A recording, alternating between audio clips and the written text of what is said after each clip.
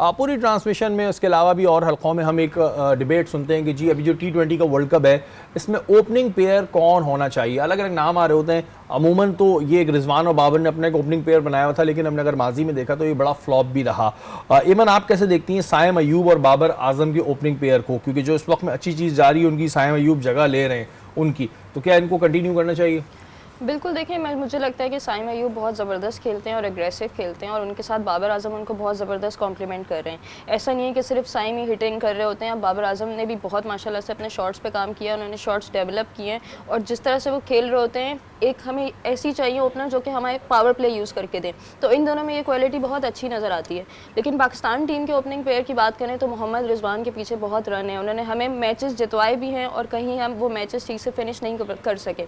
तो it will be very difficult कि हम चूज़ करेंगे किसको रखना चाहिए, क्योंकि इस PSL के एंड तक हमें और थोड़ा सा पता चलेगा कि हमारा कॉम्बिनेशन क्या होना चाहिए।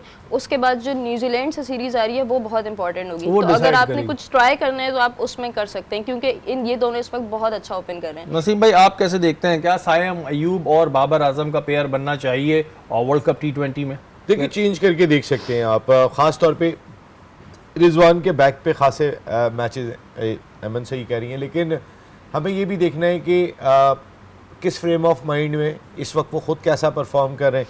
अगर आप उनका स्ट्राइक रेट देखें, यहाँ पर भी 2023 का भी हमने बताया था, तो उस तरीके का नहीं है। देखें, ये जो भी बात हुई थी ना कि बाबर साइम को कम्प्लीमेंट कर रहे हैं, ये बहुत इंपॉर्टेंट होता है, चाहे बैटिंग में या बॉलिंग में पार्टनरशिप का बहुत इंपॉर्टेंट रोल है। अगर रिजवान जो है वो 3 गेंदें रोकने के बाद एक छक्का लगाते हैं, फिर एक सिंगल लेके जाते हैं, तो सामने वाला बैटर तो वैसे ही डाउन हो गया, मुझे एक बॉल खेलने को मिल रही है। यहाँ बाबर भी स्ट्राइक कर रहे हैं, यहाँ पे साइम भी स्ट्राइक कर रहे हैं।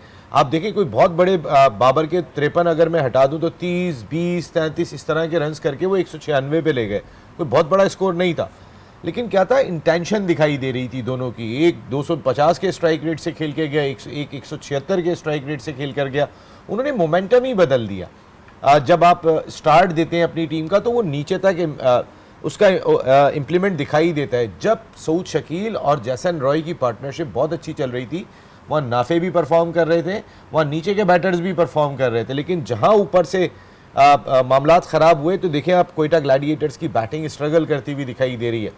ये बड़ा इंपॉर्टेंट फैक्टर होता है। साइम अयूब ने जब भी रिजवान के साथ ओपन की, साइम अयूब इतने सक्सेसफुल नहीं रहे जितने सक्सेसफुल वो बाबर आजम के साथ रहे। ये भी होता है ना, पार्टनरशिप पे कौन किस तरह लेके चल रहा है। और बाबर आजम भी जितने सक्सेसफुल साइम अयूब के साथ हैं, स्ट्राइक रेट के मामले में इतने रिजवान के साथ नहीं रहे।